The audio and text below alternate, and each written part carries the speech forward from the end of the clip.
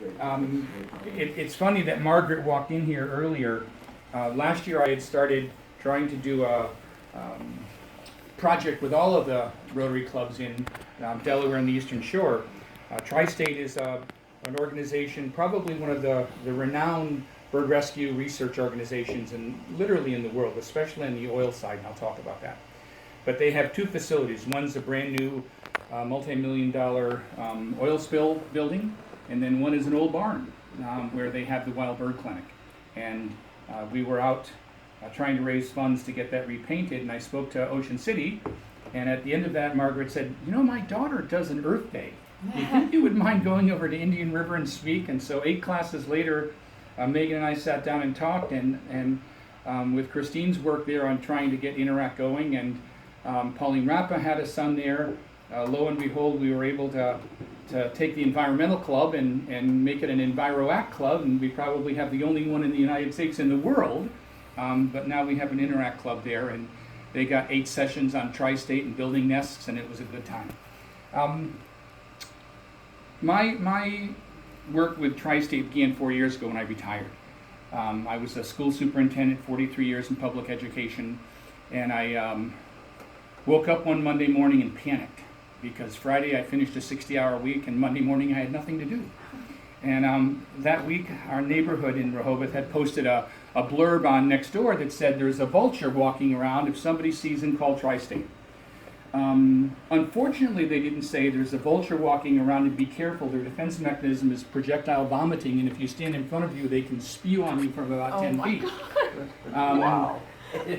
And with my great fortune, that vulture walked through my backyard, and so I went out to face him and capture him, and I got covered and caught the vulture and called Tri-State. And a guy knocked on my door about an hour later and said, I'm here to get the bird. I filled out a form, and I thought, how do you do this? He says, well, they call me and I pick up, and I thought, I could do that.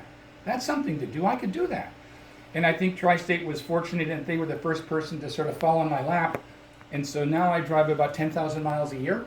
I will interact with over 300 birds on the way to Tri-State or locally, depending on what's happening. But Tri-State itself, and did that do it? Nope. Come on now. Doesn't like me. Is that the... Mission statement. There, we got a mission statement. Great. Tri-State has been around for 42 years. It was started by I need to stand still for you. It was started by a woman who was concerned about birds, and actually there'd been an oil spill, and so she tried to figure out what do you do when a bird is oiled, and from that came this organization that really works to rehab injured, orphaned, or oiled native wild birds. Native is the key. They don't work with indigenous birds. If you happen to be a pigeon, if you happen to be a starling or an English sparrow or a mute swan, and you get delivered to Tri-State, they will work to get them to another rehabber, but they will not rehab them. The reason being that they are not a part of our typical population. They, in many instances, are not helpful to native birds as they clean out, especially English sparrows, as they drive birds out of their nests, dump birds out, break eggs, take over nests. They're not the greatest of people. And they do it through compassion and care, and they also have a research and education piece. And, okay, let's try this again. Did we get to, oh, there we go. They are a hospital for injured native birds. They have vets on staff, techs on staff, and they will handle this year over 3,000 birds. As of last count, at the end of last year, we had brought up almost 80 bald eagles from not just around Maryland and Delaware, but also southeast Pennsylvania and southwest New Jersey. This is the Frick building. That is the Wildlife Rehab Center. And then this is the new oil spill recovery. I'm going to talk about oil spill first. Any vehicle that uses the Delaware Bay or Delaware River and transports petroleum has to have a plan in place for what happens if there's a spill. And a part of that plan for many of those companies is an insurance policy called Tri-State Bird Rescue. Tri-State literally goes around the world training countries, states, cities on preparedness for oil spill and what you do for animals in those situations. Most of the spills in the Gulf, Tri-State was the lead agency and set up programs across the Gulf to take in oiled birds, oiled waterfowl, oiled water animals, if you will, otters and other things that are around, and they train people how to stabilize them first. You just don't start cleaning them. Once stabilized, yes, they use Dawn. It is the preferred detergent, but it's diluted greatly. I picked up a gull earlier this fall that had gotten into a vat of cooking oil outside a restaurant, and someone thought that they were helping, and they took whole Dawn and washed him off with that, and it destroys the natural oils. It really creates issues, and he almost had to be uncleaned to get him going again. But this is the Oil Recovery Center, and as it says, treatment and care. I'm called a transporter, a capturer or transporter. I'll get a call, Tri-State will get a call that there's an oil bird or there's been an oil spill. They'll dispatch a group of folks like me and we'll go and collect. Many instances it's just picking something up. Somebody has already captured a bird, put him in a box, and we pick the box up. Or in some instances it's going out, as in the case of a spill, and gathering up birds, stabilizing them, getting them for transport, and taking them to Tri-State, which is up in Newark. They'll do a medical exam, make sure they're stabilized, all of that before they start cleaning, because birds are like anybody. If some 10-foot thing started picking you up and touching you and trying to pull your arms out and see if they're okay and look at your legs, you panic and you worry. Well, the same thing happens with birds. They're already at that point in trauma from the spill, and so to start working on them until you get them calmed and stabilized isn't going to help. It's only going to hurt them. There we go. This gives you an idea. This is a clean feather under high microscopic look. And you can see that there's lots of air, lots of spaces. In fact, water birds aren't born waterproof. They become waterproof as mother dips them into the pond, dips them into the river, and they start building up. It builds the structure of the feathers, and then water literally does roll off the duck's back. But, what did they do? I think if you keep the pointer to the right and click. There we go. On the right, and maybe you want to grab that light just a second. I don't know if that'll mess you up. No, that's fine. You can really get a sense of when the feather's oiled, all of that air, all of that, if you think of a honeycomb that has lots of spaces and openings, it gets plugged up, which means the water sits between the feather and the skin. The bird gets cold, temperature changes, so they'll work to clean that up and get it back to the status on the left, but then they have to waterproof the bird. And that's done by introducing them back into the water and letting them build up that tolerance for water.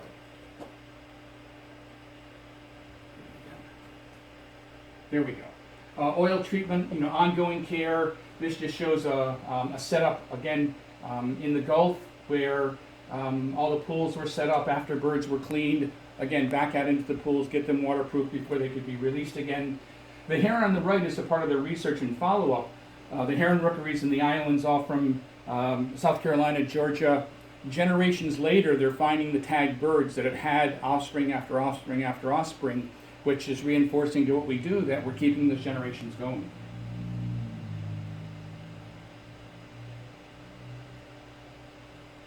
Tri-State has responded to over 140 spills, 21 states and 9 countries. Again, they've done workshops since 1990 around the world, and we're the lead on Deepwater Horizon and the other major spills that we've had in our country.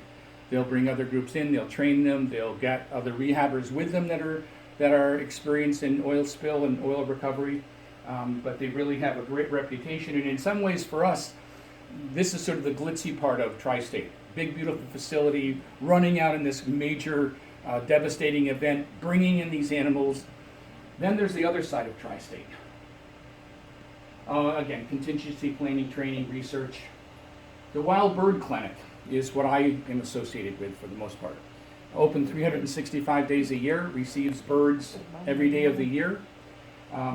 Admits on average over 3,000 native birds and over 130 species. And in reality, most impacted by mayhem. Whether it's a glass window or it's a car driving down the road or it's a loss of habitat, we have a tremendous impact. If it's our house cat that we let outside.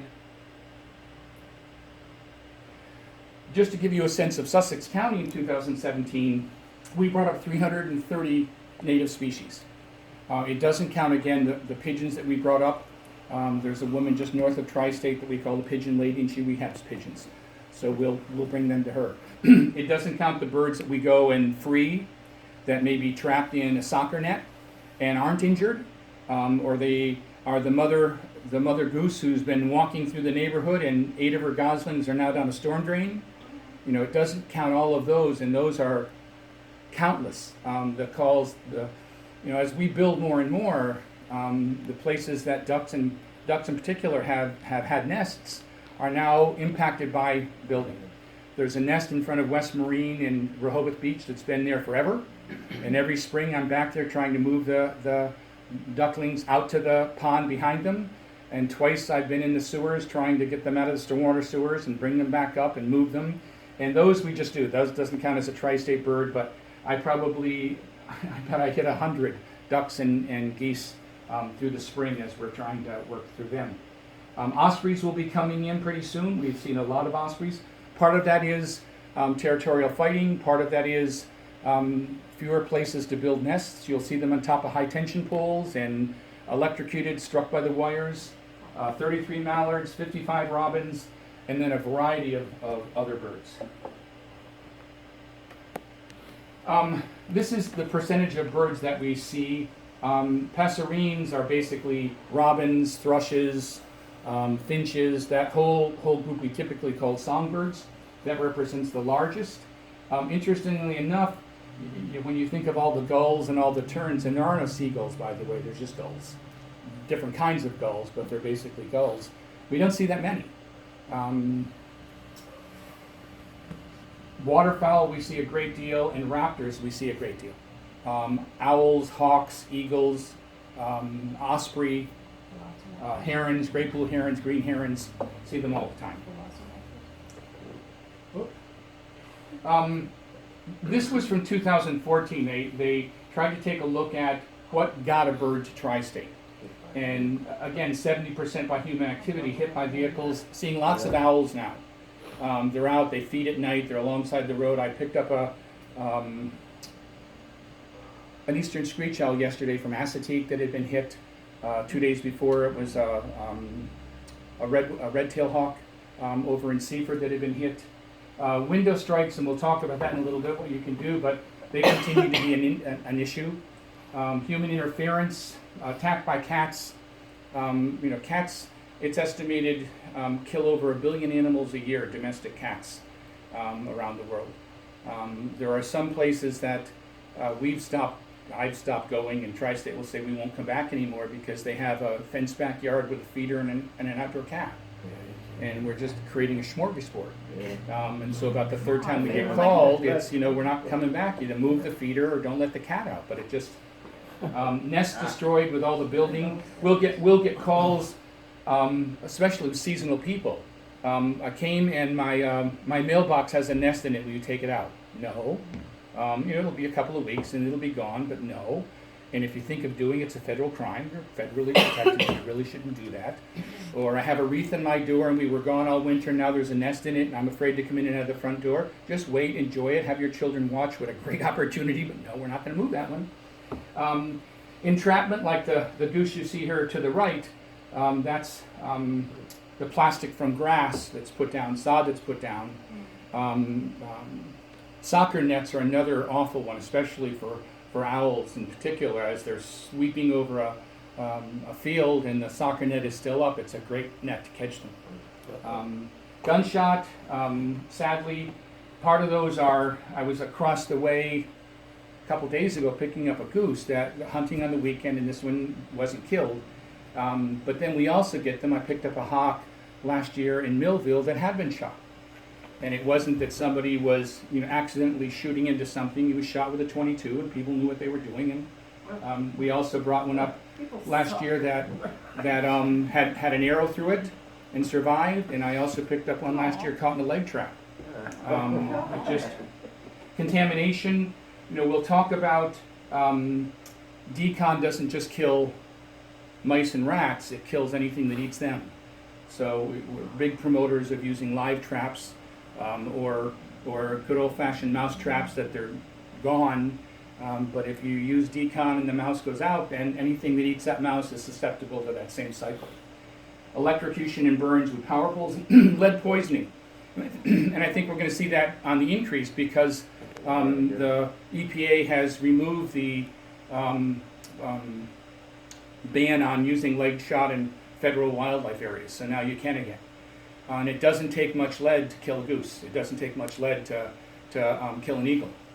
And again, a goose is injured, goes someplace and dies, carry on, eat it, the lead's in it, or you hunt, you field dress a deer and leave pieces of the leg fragment in the carcass that's out there thinking you're leaving it there for scavengers, and you are. But the scavenger that eats that lead is going to end up dying of lead poisoning. Why did they change that back? So you for steel shot, why did they do that? My personal bias is that we have an EPA that's changed its focus. And there was a big lobby from hunting that they need the lead shot because it's heavier than steel, and they just changed it. They need to go find the guy that shot a bird with an arrow and say, hey, you can still get, I mean, that's not, I'm not saying that was right, but you gotta be a good shot to shoot a bird with an arrow. A hawk in particular, Yeah. sitting up on a branch. And we'll talk because it's not just hunting, it's fishing. When you go fishing and a line gets snagged and you leave the line, you break it in that lead sinker and the hook is still out there, I'll show you some pictures of what happens. This is the part of my job that I love. It's the interaction with birds. The one on the right actually is a re-nested picture from Ocean City, 144th Street, 2 years ago. A little guy had fallen out of his nest, and I'll give you some pictures on that in a minute. This is about a 14-day-old great-horned owl. This is the issue of what do you do when it's too short. And this was 144th Street. He had blown out of his nest. You can see the nest is about 10 feet above the ladder on the right. Yeah. And we had a 40-foot ladder, and that's as close as we could get to it. What happens in a case like that is the bird's taken to Tri-State, and they confirm that it's all right, there's no injuries, and then the expectation is immediate turnaround. If we can get them up and checked out in a day and brought back down and re-nested, that's the ideal. Great horned owls are wonderful moms, so they're going to be looking for that owlet, and the longer they're away, less good for that. So we use a good old basket from Michael's. In the bottom of this, there'd be a heating pad warmed in a microwave just before I put it up. We also put some mice in, so when mom comes back, she's got a jump start on food in the pantry. You can see the other nest above me on the right. So we ended up going as far as I could and finding a crook in the tree next to it and positioned the new nest there. Yeah, this is one of those pictures. Do you think that harness makes my butt look big? We put him up there, we put the baby owl back in it, and at the base of the tree we play a hungry great horned owlet call and start that cycling over and over again and just get back out of the way and watch. And a little while a great horned owl flew by and left, and we thought it must not be the one. But lo and behold, she came and landed on a branch just above the nest, looked around. We thought, that's pretty cool, good sign. And again, she left. She took off, and we thought, whoop, that wasn't it. Well, slower, there. She came back momentarily with a baby egret, a little egret. Started tearing up the egret and feeding her baby, and life was fine. And we followed this guy for the next few weeks until he fledged. Birds go through a process, whether they are raised in a tree or raised on the ground, of fledging. They leave the nest. For owls and such, we call them branchers because they leave the nest and they walk around the branches. Sometimes they fall off them. And that's when we get a call, we pick them up, make sure they're okay, we put them back in the nest. Old wives' tale, touch a bird, the mother will never touch them, she'll smell your scent. Nah, not true. Find a baby bird, get it back in the nest as soon as possible if they're okay. And that was what happened on this one. We see owls first in the year because they're one of the earliest nesters. They've already mated, they're building nests now, and they're nesters of opportunity. This one was a squirrel's nest they were using, and the bottom came out. I was in Mardella Springs this time last year with an owl that had done a nest on top of a hunting platform, and there was a hole in the platform, and the two babies fell out, and but we got them back. Always remember a duck. This was in Bethany at the Nature Center. This was a Cooper's hawk that had been injured that they rehabbed and were able to bring back. This is an eastern screech owl in gray phase. Again, had fallen out of the tree, and we were able to bring him back and get him back into his nest. This is from also from Bethany. This was a red-tailed hawk that had been shot, and we were able to capture him. Got a team and got him captured, and Tri-State took care of him, rehabbed him. We were able to bring him back and release him. This is one of our newest releases this year, a snowy owl.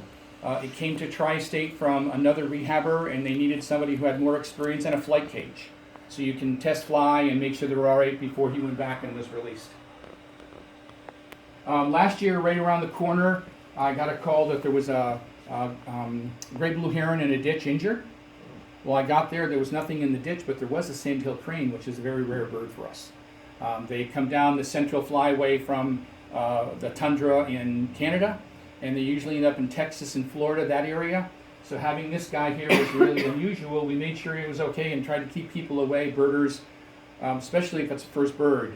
You know, they want a swamp to just take pictures. And so we kept this quiet, and he stayed in this soybean field right off from Railroad Road in Ocean View for about 3 weeks, and then came back one day and he was gone, so he had found his way. It was a young male. This one, I said, oops, here, kitty. I got a call. This was behind the state police barracks in Rehoboth. I got a call. There was an injured eagle on the ground. They could see a bloody foot. Well, lo and behold, when I got there, the eagle was gone. It wasn't a bloody foot because he was injured. They fed feral cats. And as I looked for the eagle, I found the body of a feral cat behind the dumpster. And so I just said, oh, he must have been fine and left, as opposed to breaking their heart. But he was just helping deal with the feral cat population. This was Ocean City. On the bay, got a call that there was an injured vulture on a porch. Well, it wasn't. The guy on the right and up here, the guy spreading his wings, is a male baby black vulture. You can tell because they've got this beautiful white crown around their throats. Looks like a necklace. And Mom was there watching him and, convinced the owner they're fine, just give him time. And on my way back to Rehoboth, I got a phone call they'd flown away. But he'd been there 2 days and the guy was worried. But, great opportunity to observe nature. We do a lot of work with osprey. Osprey use snag nests. Snag nest is where there's a tree, you stick a stick in it, it snags, you stick another one on it, and all of a sudden you've got a 300-pound nest at the top of an old tree. Along comes the storm, down comes the nest, babies and all. So this was a situation that this guy came to us, and again, a mother osprey is great. She'll take another bird of the same size in her nest. Same size is critical because osprey moms want the best chick they can to hatch and to succeed. And so if I can push Reagan out of the nest, that's fine. Or if Reagan can push me out of the nest, that's fine. So you want to put a bird in of similar size, so when the competition starts, everybody's got a fair shot. And we put this guy over in, for God's sakes, just west of St. Michael's. There is a new island that's been created with the dredge from Baltimore City. And so they've got about 20 nesting osprey there and rookeries for heron. So we found one that literally, this is our chick. These are the two brothers. And you couldn't tell. They all looked about 15 days apart. The biological researcher there thought he had the right nest, and all three of them did fine. We've had situations where we added a bird to a nest and he drove the other two out. So it's a real balance, and Mom's not going to argue about that because in her mind, come September, they're flying back to South America, and she wants a chick that's going to make it. Otherwise, her species doesn't continue. And an interesting fact about ospreys, they mate for life, but they don't live together. After the summer season and the hatching takes place, and the babies are ready to go, Dad leaves in August and heads off wherever he heads. Mom heads off when she's sure the babies have gone, and they come back the next spring to the same nest and meet up.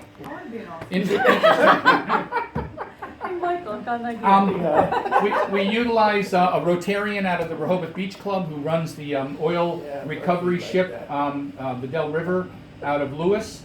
And we use them when we have to take flagellatic birds that are always on the water, back out. This is an American loon. This is a red-throated loon. This is, always looking for volunteers. Always use these opportunities to say, anybody like to drive a bird up? Anybody likes to kayak? These are 3 women that live in my neighborhood that when I have an injured bird on a pond, they're my rescue team. They'll help me. They'll herd the bird to get them to land so that we can get the bird out of the water. Because you get a goose with a broken wing, they run pretty fast, and once they get in the water, you're stuck. So we take volunteers, this little kayak rescue team. Lead poisoning, blaming for higher numbers of eagles dying. This is the amount of lead that was in an eagle, just pellets, pieces of shot from a gut pack. And unless that's flushed out of the system, the liver cleaned, it's going to kill the bird. So, be careful, switch to non-lead, don't field dress animals, use non-lead fishing tackle, don't leave lead in the environment. Found a baby bird, what do? Try to put it back in the nest. If it's on the ground and there are parents around, it's a normal process. But what happens is somebody will see a baby robin on the ground, they're panicked, they'll pick them up, they'll take them inside, they call us, and we're coming back out there looking for the nest and trying to reunite them with the mom.